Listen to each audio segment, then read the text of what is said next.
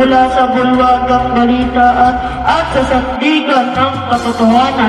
Ito ang DMND 814, mga bago at may init na balita sa loob at labas ng bansa. Mga isyung pinag-usapan at sinubaybayan. Ito ang ating tatalakayin sa loob ng 5 minuto. Pagbabalita. DMND 814, kabalitaan ng mga Pilipino. Ang oras natin ngayon ay 5 minuto makalipas ang alas 7 ng umaga.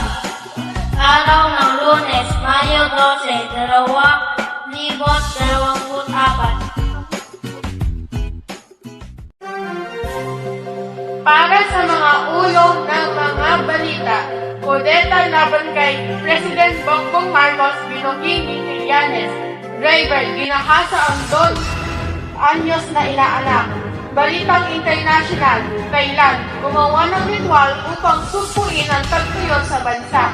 Showbiz balita, kapuso star beauty queen Michelle D, kinoronahan ang kanyang idol na si Apo Wangko. Balitang sports, masiglang sinimulan ang 2024 AFC U17 Women's Asian Cup. Para sa detalye ng balita, pasok mga tagapagbalita. Binogini Trillanes, kudeta kay President Bongbong Marcos konektado sa ICC Pro. Investigasyon ng International Criminal Court ICC labang kay dating Pangulong Rodrigo Digong Duterte ang punot dulo kung bakit may ugong ng estabilisasyon sa Administrasyong Marcos. Ito ang ibinunyag ni dating Senador Antonio Trillanes IV sa isang press conference kung saan mga veterano at aktibong PNP official di umano ng sanggang tigil kay Digong ang kasama sa planong DESTA upang pahiyain ang kasulukuyang administrasyon. Isang British Thailand gumawa ng ritual upang supuin ang tagtuyot sa kanilang bansa habang ang milyong-milyong taon sa buong Southeast Asia ay dumaranas ng matinding init na panahon. Isinagawa isang British Thailand ang kakaibang paraan para humiling ng ulan kung sa gitnang lalawigan ng Macau.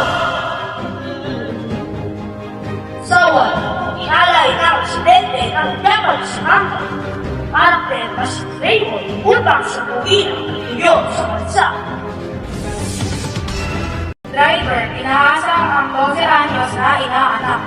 Shoot sa selda ang tricycle driver na paulit-ulit umanong inahasa ang kanyang 12 anyos na inaanak sa silangang bahagi ng Metro Manila.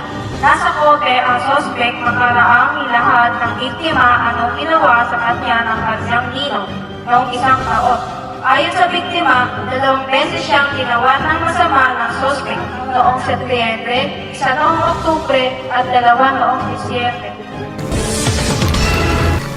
Weekday time kasama ang barkada, perfect ang malamig na Coca-Cola, ang sarap, malamig na malamig, makakulang sa stress, kumpara. Perfect. Perfect taste of happiness. Masarap kahit at kasama ang buong barkada. Isang paalala, please moderate. Pinanahan ng kapuso star at beauty queen na si Michelle D ang kanyang idol at sensuality hero na si Ate Wangod.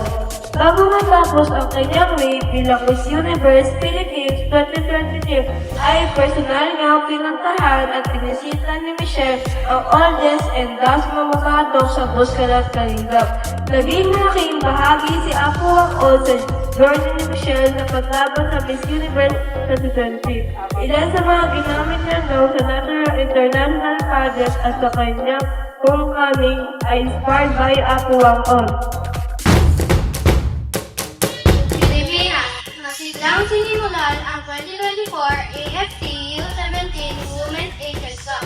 Masiglang sinimulan ng Philippine Women's Under-17 National Team ang 2024 AFC U17 Women's Asian Cup. Ito ay matapos talunin ng mga Kabataang Pilipina ang host nation na Indonesia sa 6-1 na score. Sa Captain Iwayan Dipta Stadium sa Bali, Indonesia.